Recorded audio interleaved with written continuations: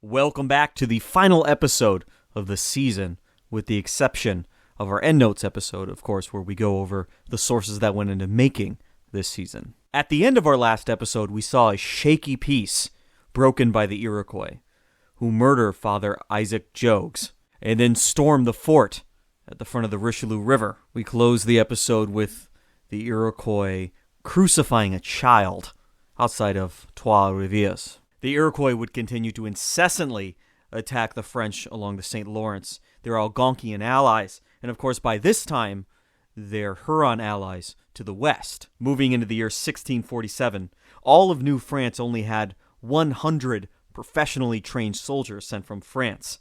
In 1648, 68 more were sent over, but 168 men were nothing compared to the thousands of Iroquois, braves who were armed by the Dutch and willing to fight. The authorities in New France organized themselves more tightly, whereas before in the St. Lawrence you would have a vague governor-general. Montreal had some autonomy in their own governor, while the rest of the colony followed whoever the governor was in Quebec City. Now Governor-General Montmagny, he established a ruling council where he asserted some control over the governor of Montreal. He also included the Jesuit superior, and this council with lesser elected officials made up the entirety of the government, executive, judicial, and legislative, as we would divide the powers of government today. With the governor's consolidation complete, he built himself a fine house, Chateau St. Louis, which would serve as the governor's mansion for a long time to come. Unfortunately for him, in the year 1648, Montmagny is recalled as governor. This might have been a move of the Jesuits or the larger Catholic Church to assert more control over New France, maybe in reaction to the new government that he had just organized. A little bit of evidence to suggest that is that the job of governor was then offered to Maisonneuve, the governor of Montreal, which itself was a small religious community, firmly under the thumb of the Catholic Church. However, he refuses the job, finding Montreal to be more than enough work, and Montmagny's lieutenant governor, Louis d'Albou, takes over. And so we have our illustrious leader, who valiantly stepped in after Champlain died, leave the job. We have the Iroquois attacking at every end of New France. And then in Old France, we have the outbreak of a civil war. As you can imagine, a civil war took all official directives from France out of the story. Any funding or additional soldiers, anything like that, gone. New France only managed to receive support over this 4 or 5 year period from the Jesuits, and had not the funds that they solicited through the publications of their Jesuit relations not come in, this might have been the end of New France right here. Conditions became so desperate in the colony, mostly because of the Iroquois attacks, that the governor had the Jesuit Father Droulet reach out to the authorities in the ever-growing New England colonies. Droulet was having a lot of luck converting the local Abenaki in what we would now call the New England area, northern New England. And during this time, he pulled the Abenaki, along with the Penacooks and the Mohegans, and a lot of other Algonquian groups from New England, into an alliance against the Iroquois. The New France authorities figured they could take this one step further and open up an alliance with the English settlers who were allied with these Algonquian tribes themselves. As such, they sent the Jesuit father straight to the New England Confederation, which is a subject we'll learn about next season on this podcast. The New England Confederation was the combination of Massachusetts, the New Haven colony, the Plymouth colony, and Connecticut. And he tries, I'm sorry to say in vain, to open up a trade relationship with Quebec and Acadia on the side, and also to start a holy war of Christians versus the Iroquois. But both of these deals fall through. For one thing, the Puritans that controlled the New England Confederation, they were not fond of Catholics. And in fact, the Catholic influences or the Catholic traits of the Anglican Church are exactly what they tried to purify. The separatists among them, this is exactly what they were trying to separate themselves from. Sending a Jesuit priest was the absolute worst person to send to New England to negotiate anything. But of course, by this time, the French Huguenots, who were Protestants, had been chased out of New France or forced to convert. And so they shot themselves in their own foot there. Frankly, the Iroquois were no threat right now to the English in New England, and there was no reason for them to go out of their way to attack them. Back to the western side of New France, all this wasted effort in trying to create some sort of alliance with New England authorities, the lack of any sort of direction or support from France proper in the middle of a civil war, and the overturning of leadership in New France meant they could provide very little support to their allies, the Huron, who by 1650 had been dispersed, the Confederation no more. Now, instead of being assets and an important linchpin in their trading network of furs, they were dependents and required charity. And charity was exactly what the French people in New France could ill afford, as the entire trade network, along with the Huron, fell apart. But to the Iroquois, these wars weren't just about controlling the trade. They also wanted more members. Remember, the plagues had ravaged the Huron as well as the Iroquois, and the Iroquois were down in numbers. And so they would bring in Huron captives and adopt them. Sharing very similar languages and culture, the Huron would fit in quite nicely among the Iroquois. And so even after having taken everything that the Huron had and cutting off New France completely, they continued to find these pockets of refugees nestled in and out of New France of the Huron people, or the Wendat people. All would seem truly lost for our little colony of New France. Authorities around this time in New England would officially cut off trade with New France, intending to help choke out the colony. And many of the settlements, beyond the garrisons, the first militia units were established for the first time. French traders began to find points north of the former Huron Confederacy in order to link up to this old, damaged pelt network, ending up in the far north of Hudson's Bay. Determined that life would still go on, the Jesuits in Quebec extend their educational services all the way down to what we would consider elementary school. But this new burst of life would slowly wind down as the Iroquois would wear away at them with constant raids, just as they had done with the Huron. By 1653, the paid soldiers in New France were beginning to disband or otherwise go AWOL, disappear anyway, from their posts. The debts incurred by the company of habitants, or the community of habitants, were not being paid. France still in a civil war, although winding down. Believe it or not, preparations were made to start abandoning the St. Lawrence. The Iroquois had won. New France was to end. And then at one point, a Mohawk army of 200 attacked the hospital just outside of Montreal. One of the founders of Montreal, Jeanne Mance, a woman who was inspired by a vision to go to the New World, we learned about in our last episode, and a man by the name of Lambert Closs. They lead a small force to hold off the army of 200 Iroquois, eventually breaking their will and causing the Mohawk to retreat. And then another unlikely hero in our story, the Onondaga chief, Garanconti, who had very eloquently brokered a peace some years before between the French and the Iroquois, appeared in the St. Lawrence. And just as New France was ready to evacuate, he expresses to the French authorities that the Iroquois were ready for a peace. Now, many historians today point out that despite what the French record, the Iroquois never wanted to completely wipe out the French. As I've mentioned before, they wanted to open up trade with the French by getting rid of all of their other trading allies, and thus have a monopoly over the furs going to the French, because they wanted some of the French goods as well as the Dutch goods they were getting from Fort Orange in New Netherland. This may have been part of the reason why the Iroquois suddenly came to the negotiating table. Also, by the 1650s, they were ravaged by the same plagues that affected the Huron. They had taken on many Huron captives. These would include many of the people who were converted to Catholicism and were friendly with the Jesuits and the French. Simply, they had taken on so many captives, because they were so low in number, that they literally changed the political and genetic landscape of their own confederacy. The Iroquois were now quite different than they were 10 years before. Now the new governor de Lauzon of New France was left to do the negotiating. The only way that he could get the Iroquois to agree to a peace was to just make it a peace between the French and the Iroquois Confederacy.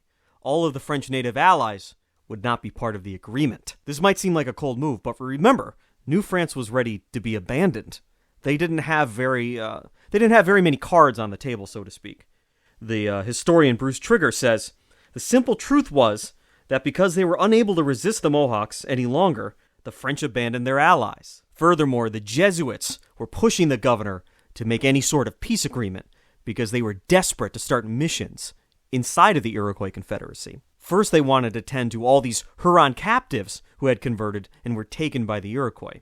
Secondly, they wanted to use these captives, now adopted into these Iroquois tribes, to begin spreading Catholicism. And in fact, in the peace agreement, Garibaldi requested that the Jesuits send a mission to Onondaga, the very heart of the Confederacy. The Jesuits were ecstatic about this. However, New France authorities thought that they were crazy. But as I've mentioned, the Catholic Church during this period was carrying New France. And as much as the governor was in no position to protect his native allies, he was definitely in no position to deny the request of these missionaries. And so with a peace settled in 1653, Father Simon Le Moyne, who was well liked by the Mohawk already, made his way into Onondaga. The Iroquois had given New France a lifeline. The governor of Montreal, for the rest of the decade, starts taking on more and more colonists from France. New France was growing again. The Huron, who were scattered far to the west, were now settled and rebuilding the trade network in furs to their benefit and to the benefit of the French. Two Frenchmen, one by the name of Pierre Radisson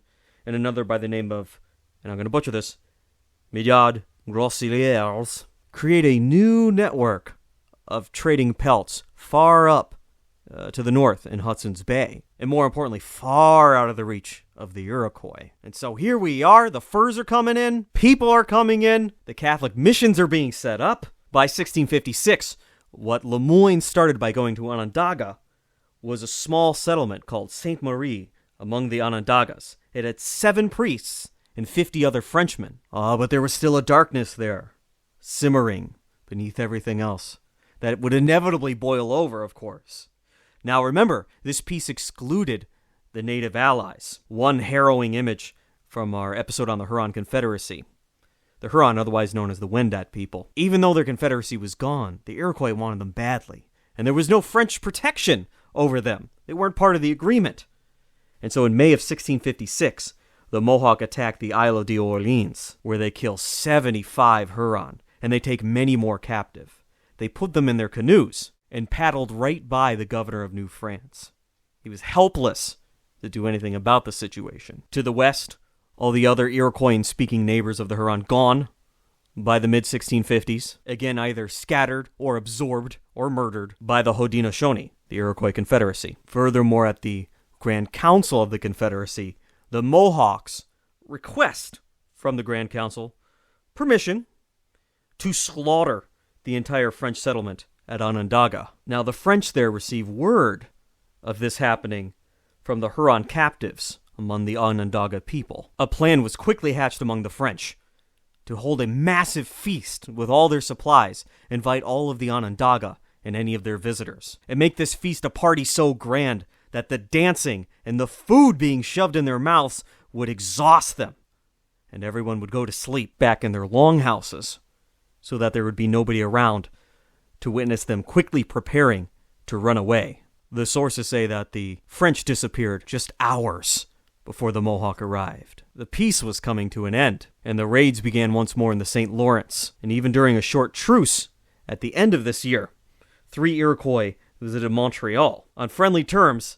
Instead, they took it as an opportunity to shoot one Frenchman off his own roof, one Jean Saint-Péry. He was up there thatching a leak. They cut off his head to take as a trophy, of course ruining the truce. And now we enter an era of hysterics, of visions and prophecies and omens, because one settler by the name of Dallaire de Caisson reported that he heard a tale from the Iroquois, that the head that was taken back to the Iroquois village as a trophy, while on a pike, began speaking and threatening divine vengeance, and supposedly the voice was still heard in the village after the skull was smashed in, turned to bits, and burned. Now what's the truth here? Maybe the Iroquois got spooked by something and then the story got elaborated. Maybe it actually did happen, that's always possible. Or maybe the entire story was made up, a fiction, in order to encourage the residents of Montreal that God was on their side. Because Montreal didn't have much else going for it in the year 1656 into 1657. The original founders were now getting quite old or already dead, and the deep pockets that funded the secret organization that founded Montreal were all tapped out. Montreal, without funds or leadership, was handed over to the Catholic Sulpician order. And despite the Iroquois attacks, Montreal would continue to grow, including having their first comprehensive schools, their first hospitals, and by 1660 or so, the place was definitely a real city, by anyone's reckoning. The rest of the colony on the St. Lawrence would be reinvigorated with new leadership around the year 1658. The Catholic Church, being a huge component of the government in New France, decided to formalize their positions in the area by assigning it what they called an apostolic vicar, while not yet awarding New France the title of its own diocese. And so the apostolic vicar would not be a bishop. This would be good for the papacy because the vicar would report right to the Pope, whereas French bishops at the time had their own national hierarchy to answer to primarily. And this is where Father Laval enters the story. A young man to be a vicar, he came from both the noble houses of Laval, of course, and Montmorency. Very well connected, very pious, and very driven. Now, at this time, the church also made him a bishop, but a bishop over no specific diocese, no territory assigned to him. His servants reported that he slept on a hard bed full of fleas. He would eat moldy food at times. Meanwhile, he would donate a massive amount of his family money and the money that he would collect to the poor every year. But coupled with this was his own pursuit of power, and that power was justified because it would be to meet the ends of the Catholic Church, which he thought should be supreme over all earthly governments. The historian Francis Parkman writes, "His life was a long assertion of the authority of the Church, and this authority was lodged in himself, in his stubborn fight for ecclesiastical ascendancy. He was aided by the impulses of a nature that loved to rule and could not endure to yield." Whew, sounds spooky. And this is going to be problematic, because about the same time Laval comes onto the scene, New France also gets a new governor, also from a noble family, Governor Argenson, who proved his merit right away. A day after arriving, he had to chase an Iroquois raiding party out of Quebec. And so neither men were pushovers, neither were fans of negotiation or meeting somewhere in the middle. And so they just hated each other. They would argue over petty things like small little details of church service. Who would have the more prominent seat in church? Who would get to take communion first? Who would have the more prominent seat at the dinner table after church service? Because of this, it's known that some priests and other prominent members of New French society, just stopped inviting these guys over to their houses. Not just one or the other, just both of them. Laval, as it would seem, would take the more public and extreme position in this case. He whipped a schoolboy once for saluting Governor Argenson before himself.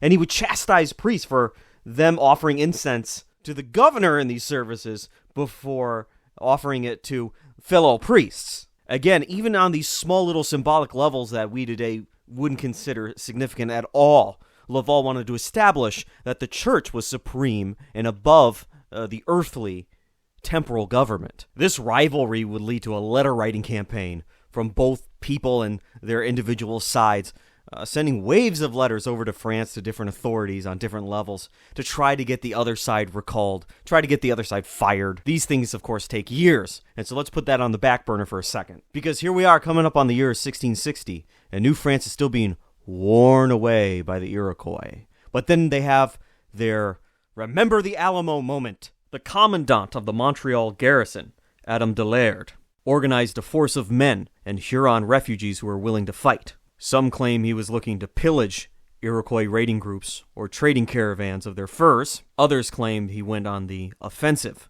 which the French rarely did in this period. Either way, he and his men found themselves in a crudely built stockade, surrounded and greatly outnumbered by an Iroquois force. Knowing what their likely fate would be, they did not surrender. Instead, they fought to the death. Using all the powder and shot they had, they defended their small little stockade, even after the Huron allies that they had abandoned them for the Iroquois side. Finally, it's said that one of the Frenchmen, maybe Adam himself, lit an entire powder keg, intending to throw it over the stockade walls, only for it to bounce off and fall back into the center of all the Frenchmen, effectively ending their resistance and allowing the Iroquois to swarm in and butcher everyone. Many French-language historians of New France consider the story of Adam Delaird one of the most courageous moments of the century, fighting to the last man to defend Christendom, whereas some English-language historians and native historians have depicted Adam Delaird less so. But either way you look at it, he was a martyr for the cause. But the memory of Adam Dillard, no matter what the truth was, inspired the French people to dig in a little deeper. And so just as Jeanne Mance was a heroine, Adam Dillard would be a martyr. During the same month, right around May of 1660, the Jesuits record that the Christian Algonquins captured and adopted Iroquois, meaning that originally this captive may have been an Algonquian person himself, and so they were able to communicate quite easily with one another. The Jesuits baptized this captive right before he was burned to death by the Algonquins. And for this small little token of mercy at the very end of his life, he rewarded the Jesuits with information.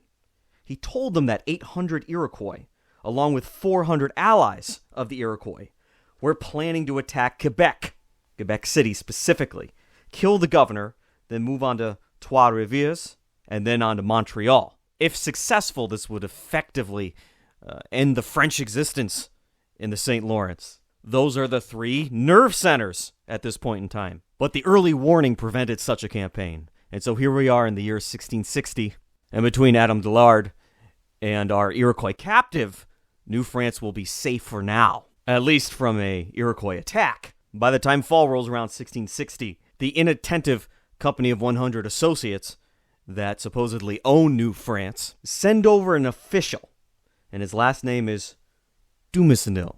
And I'm going to pronounce it like that. And don't take offense, French people, because that's how I want to say it. Dumisnil was tasked with inspecting the state of the colony. Remember, they're a long way from old France, and they're only relying on letters written by the officials currently in power in France to know what's going on over there. Dumisnil was to be their eyes and ears, and he was invested with all the judicial powers necessary in order to complete that task. In modern American terms, he could be an arresting officer. He could be a prosecuting lawyer. He could be a judge. He could be the entire Supreme Court. He could be the judge, jury, and executioner. And with this vast stretch of powers, he expected to be given the respect due unto him. Of course, he was entering a colony where the governor and the vicar, soon to be actual bishop of New France, wouldn't respect one another, let alone a third guy who would come in and start looking at all their dealings underneath the magnifying glass. And so immediately it's noted that nobody would respect Dumisnil. Nobody would respect him. Nobody would acknowledge his authority, listen to what he would say, take his advice. Nothing. As happens so often in colonial history, what is written up in the home country and what actually happens once you're in the New World, very different things. He goes about his investigations anyway, and what he alleges he uncovered was a vast network of families and business relations who had co-opted the fur trade for their own benefit, essentially defrauding the company and using the resources of New France and the government of New France for their own illicit private gain, while using their muscle to keep everyone else out of the trade. We do know that, in fact, the Supreme Council of New France, which I've covered before, consisting of low-level elected officials, appointed city governors, and a governor of all of New France, along with Laval, did at some point spin off all the fur trade obligations and responsibilities onto a subcommittee. And then this subcommittee, also referred to as a council, simply became an independent entity with no oversight, either by the actual government of New France, which sought to give itself plausible deniability of the illegal trade, while probably benefiting through the back door, or the people on this committee did themselves separate themselves from the government of New France in order to carry on their trade and make their profit, squeezing everybody else out. But the community as a whole squashed his voice, wouldn't recognize him as any sort of authority, and his correspondences back to France were monitored quite closely. But he'll stick around for a while, and he will become a growing threat. So again, let's turn back to the Iroquois. Moving into the year 1661, the historian W. Eccles, he notes that 68 Frenchmen were killed during this year by the Iroquois, which doesn't sound like a lot. It doesn't sound like that's going to end your world. But the entire French population of New France was only around 2,500 people. men, women, and children. 68 armed, fighting-aged men is significant. But the women at this time were no pushovers either. The French men and women and children, everyone there, after now what's going to be 20 years of Iroquois attacks, some historians have described as a hardening process began to take place, where these French immigrants started to become Canadians. They started to become French Canadians. They started to become New World citizens, tough and strong and courageous. Now, supposedly, in 1661, a party of 160 or so Iroquois were attacking the farms just outside of Montreal. One detachment was going to attack the farm of Barbie Duclos while her husband was working in the fields. She could see this out at a distance, but could find no way to warn her husband, and so she grabbed his gun and ran out, remembering what happened to her first husband. She ran between the Iroquois and her husband, but then proceeded to advance on them and chase them off, proclaiming at the top of her voice, "I lost one husband to the Iroquois, and I will not lose another." But this was one engagement out of many that year, and the Iroquois played the long game. Former Governor Lauzon still had a son in the colony. He was killed in a battle on the island of Orleans with 7 others against the Iroquois. The Jesuits record this year concerning these Iroquois. These hobgoblins sometimes appeared at the edge of the woods, assailing us with abuse. Sometimes they glided stealthily into the midst of our fields to surprise the men at work. Sometimes they appeared at the houses, harassing us without ceasing, like incessant harpies or birds of prey, swooping down on us whenever they could take us unawares. To make matters worse, the worn-down Governor Arganson asks for his own recall, which surely pleased Laval, but put the colony in a very precarious position. Of course, maybe we could see some direction from Old France. No. This very same year, 1661, Cardinal Marizan, the power behind the throne, dies from the gout. Both Old and New France will have to go through a dangerous transition period. Perhaps now, our Inspector General, Dumisnil, will fill that power void and get the respect he deserves. No. Throughout the years 1661 and 62, his incessant accusations, which were probably pretty much on the ball, earned him death threats. Certain factions of different native groups and French groups were actively conspiring to kill him. And in fact, his own son was murdered in the streets in 1661. Eventually, in this span of 2 years, the new governor arrives, one Baron Dubois d'Avaugour.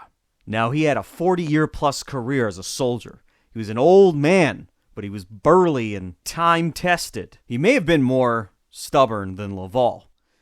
So, of course, Laval hated him, and of course, he hated Laval. And so, under the new governor, the battle between the temporal and the spiritual powers continued to clash with one another. And this was a superstitious time. People could feel New France crumbling to bits.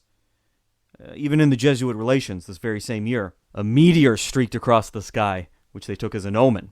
It recorded, "Blazing serpents, which flew through the air, borne on the wings of fire. We beheld above Quebec a great globe of flame, which lighted up the night, and threw out sparks on all sides. This same meteor appeared above Montreal, where it seemed to issue from the bosom of the moon, with a noise as loud as a cannon or thunder." If you know your Bible, unusual happenings in the sky are often signals of things to come. Not always good things to come. Laval busied himself with banning the trade of liquor to the natives. Now, the importance of metal has been well noted in these trade relationships, but metal is durable, reusable. You can reform it, you can repurpose it. That's why it's so valued in the first place. Liquor is used up quickly and can't be replenished automatically. The fur traders and the government of New France argued that the liquor was essential to keeping the furs flowing. But eventually Laval, in all his power, managed to get the liquor trade to the natives completely banned. Of course, then the legal fur trade suffered greatly, caused an economic depression. Governor Avaugour blamed Laval, of course, and wrote letters to such effect. Avaugour, by this time, was sick of his council, and he threw out all the pro-Laval authorities in the government of New France. Back to our Inspector General Dumensil. He starts breaking into houses to retrieve documents. Laval and Avignon, and everyone else in New France believes he's done something illegal. Dumensil, as the sole judicial authority, believes that he can do a warrantless search because he would be the authority that would issue a warrant. Dumensil, by 1663, had compiled what he thought was a pretty impressive case, arguing that the fur trade, which was supposed to support and benefit the inhabitants of New France, was again controlled by a tight, small, wealthy cabal. The governor writes up an arrest warrant himself for Dumensil, who, getting advance notice of this, escaped on a boat back to old France. Shifting back to the supernatural and the hearsay. February 4th, 1663. Late at night, a nun by the name of Catherine de St. Augustin witnessed a vision of 4 demons on each corner of New France, rattling it to bits. The next morning, February 5th, an earthquake shook all of New France. The Jesuit Relations record on this date that everybody was in the streets, animals ran wildly about, children cried. On that very same day, dozens of reports of supernatural or spectacular sights were seen, both during and after the earthquake. At Tadoussac, the traders there witnessed a tree-covered hillside slide straight into a river. Francis Parkman writes that the people began taking these signs as more than bad omens. They were visions of a coming Armageddon. Back to Governor Avignon. He imprisoned a woman who was selling liquor to the natives in order to feed her family. The Jesuits begged for her release. Avignon chastised them for conspiring to make the trade illegal and then turning around and asking for mercy when that law is enforced. And so by spontaneous decree, he made the trade in liquor to the natives legal once again. This spurred Laval to go back to France and try his very hardest to get the governor fired. What happened instead was far more profound. Up until this point, New France had been run by a series of companies who had the sanction of the King of France in order to operate in this vague colony known as New France, which was loosely claimed by the King of France. But here in 1663, the Sun King had come of age. Louis XIV would dissolve the Company of 100 Associates and assume power over New France himself, directly, as a royal colony. Just like that, the old order, which had been in place since the time of Jacques Cartier, 130 years before, was gone. New France, under the direct eye of the Sun King, was to turn on a dime and become something it never was before, with a far greater reach, far greater population, that only a man like Champlain could have dreamed of, that will ultimately create massive continent-spanning wars, that before the end of the story of New France will spiral off into what some consider the very first World War. But no spoilers for now. I'm Eric Yanis. Thank you for listening.